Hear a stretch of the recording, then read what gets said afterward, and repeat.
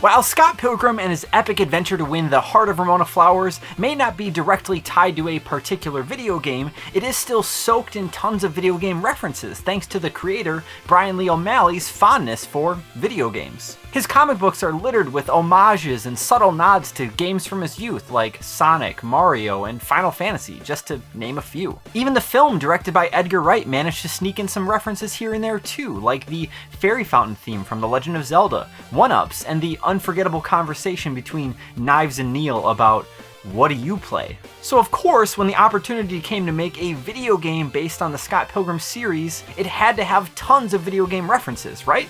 You can bet your evil ex-boyfriend booty it does.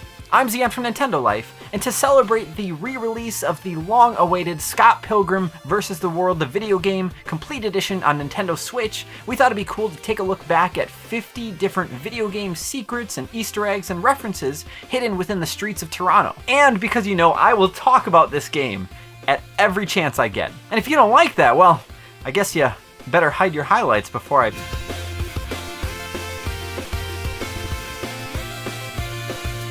This video is going to be full of spoilers for the game, as these Easter eggs are sprinkled throughout the entire thing. So we'd highly recommend you experience the full game for yourself first, then come back and watch this video to see if you missed any hidden secrets yourself. But some of you, of course, probably don't even know who Scott Pilgrim is and you just want to see the Easter eggs, and that's cool too. So with all of that out of the way, let's get onto it, because we've got a lot to cover here. And the last thing I want is for you to have to pee due to boredom before the video even starts. That's a Scott Pilgrim reference, take it up with them.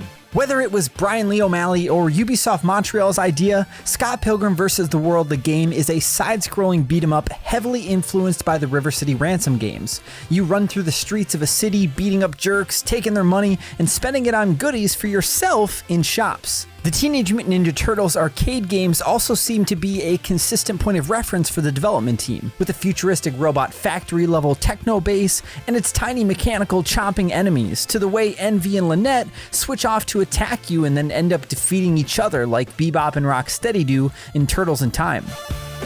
The Street Fighter series also seems to have had an impact on its characters as well. Scott's special is a jumping spin kick, much like Ryu's Shinku Tatsumaki. Todd Ingram crouches down and engulfs his body in lightning like Blanca, and Scott can also use the Fukage upward punch, much like Makoto. You're also tasked with destroying a car in the second level, which is sort of a throwback to the bonus stage of Street Fighter 2. But in Scott Pilgrim, if you don't break it in time, it actually will explode and hurt you severely. But we also noticed during that explosion, in a quick flash, a bunch of explosives appear on screen. And just for about a second, we can see a Bob-omb from the Super Mario series appear in the pile of explosives, which coincidentally also happens to have inspired Scott, Kim, and Steven Still's band name, the Sex Bob-ombs. But that isn't the only reference to Mario you'll find in the Scott Pilgrim video game. Oh no, we're just scratching the surface of the Mushroom Kingdom. The world map is clearly inspired by the overworld in Super Mario World, and it even has a few warp pipes installed.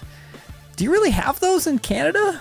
Even one of the game's final scenes shows Gideon's empire crumbling to dust, and a little pair of boxers on a stick pops up out of the rubble just like a flag would in Super Mario World. Some of the in-game shops also carry references to Mario 2. In the first level, you can find an angry sun from Super Mario Bros. 3 on display at the mini-marts, and a blue shell from Mario Kart sitting on a crate in Wallace's mystery shop. You can also buy a snack item known as a food pill at the Techno Shack, which is actually a nod to Dr. Mario. And in that same tunnel that you can find Wallace's mystery shop in, there's a ton of graffiti covering the walls, including a Ubisoft logo, some Pac-Man ghosts, and a little toad face right at the start. When defeating Todd Ingram in the third act, his vegan body sort of rejects itself and blows up. But in that explosion, we noticed a toadstool mushroom that bears a very similar resemblance to the Mario one, much more than the real-world kind. You can also find a few superstars in the fish tank at the Frying Tengu restaurant in the fourth level. But also, are those the fish from Finding Nemo?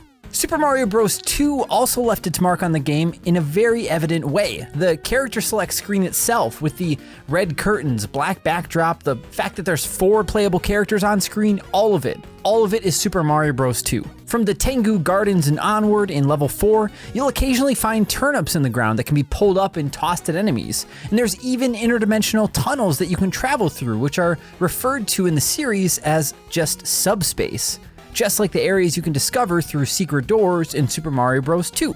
And these areas are always littered with bricks and coin blocks that you can actually pummel for change. The faster you hit them, the more money that actually comes out of them too. And to add a bit to this icing of a mushroom cake, in the comics, Scott actually asks Ramona if subspace is similar to the place in Super Mario Bros. 2, but Ramona seems surprised he actually potentially realized and awkwardly just sort of tells him no. When you beat any level, each character has their own unique victory animation, and then they warp off the screen. And some of them are based on some pretty famous video game characters' exit animations. Knives throws up the peace sign, and a white glove mimicking the same thing can be seen. And Steven Stills jumps in a warp pipe just like Mario. Kim flies off on a warp star like Kirby. Scott flashes away in a beam of light like Mega Man, and his twisted shadow self Negascott engulfs himself in a purple Gengar-like flame that seems to be a nod to Bass, Mega Man's rival. And the Mega Man references don't stop there either. You can find and purchase an energy tank snack item in the Techno Shack, and not only does it look identical to the real deal, it can fully heal you too, just like it would in Mega Man. During the final boss battle with Gideon, once you've dealt the final blow, you'll learn that you were actually fighting a cyborg version of Gideon the whole time, and the real Gideon was tricking you with a hologram. Gideon then gives up, falls to the ground, and gives you a chance to deal the real, actual final blow, much like Dr. Wily does in the ending of Mega Man 2. Spoiler alert.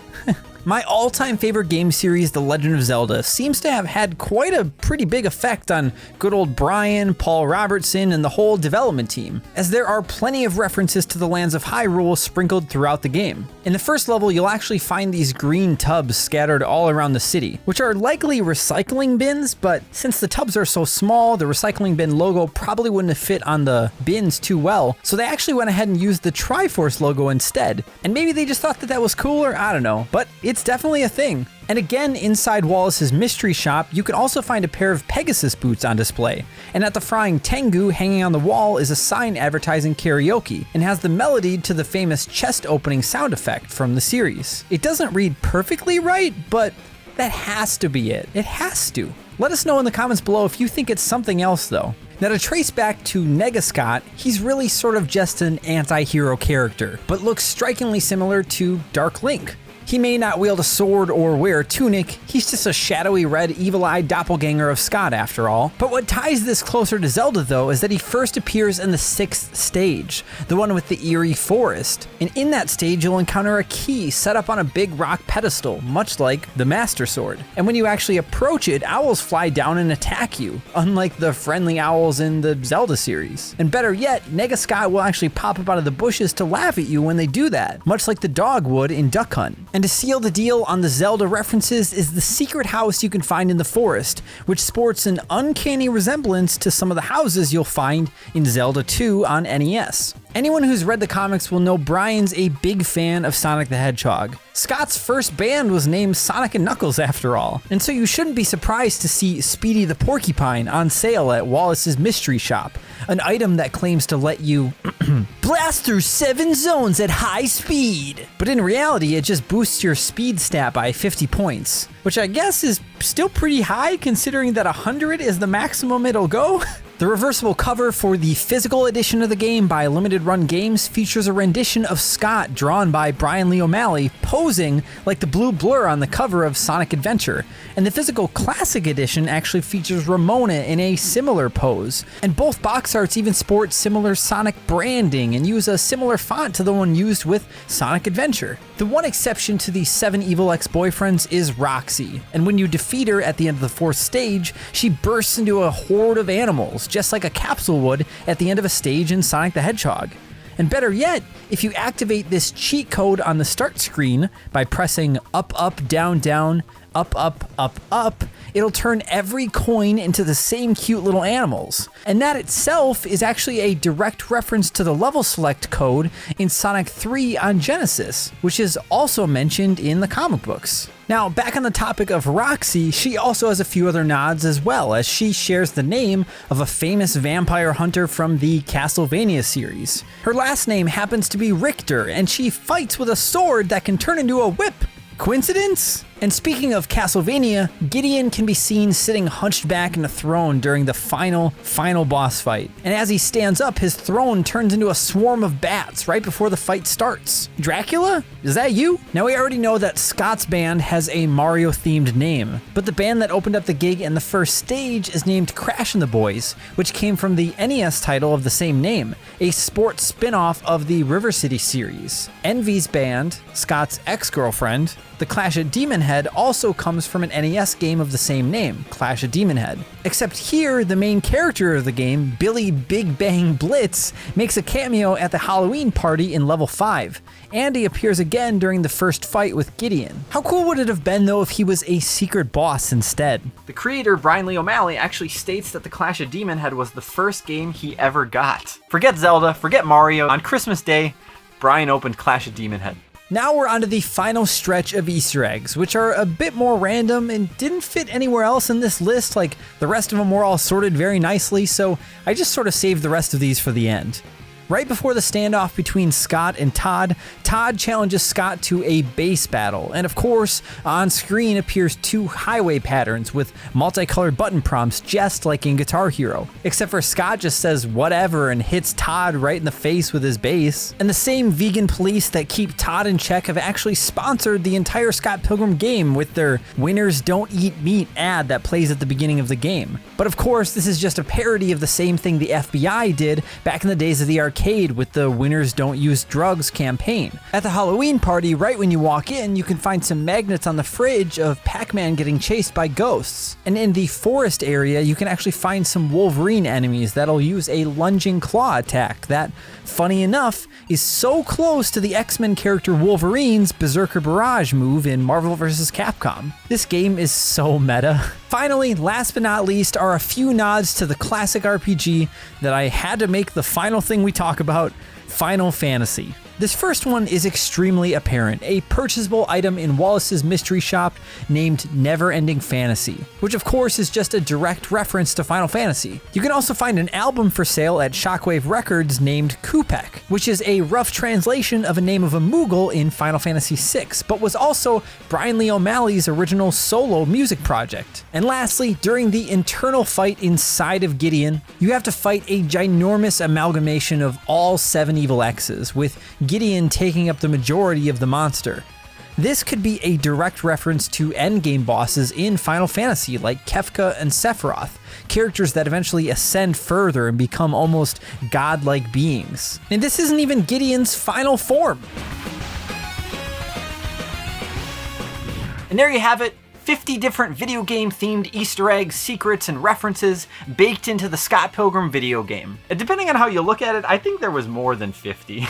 Be sure to let us know in the comments down below some of your favorite references from this game. And let us know if you think you found something that we actually didn't cover in this video either. And I have to give a big shout out to the Scott Pilgrim wiki on fandom.com as well, because I did play through the game and I found so many of these references myself, but they have a really nice reference page over there with tons of them. So thank you to all the people that have contributed to that. And as always, if you enjoyed this video and you want to see more content like this, then why don't you show your love for that subscribe button by taking down 7 evil X's, all just to get to it. And then ring that notification bell to be notified whenever we release new videos. Thank you all so much for watching. I'm Zion from Nintendo Life. Stay safe out there, and we will see you next time.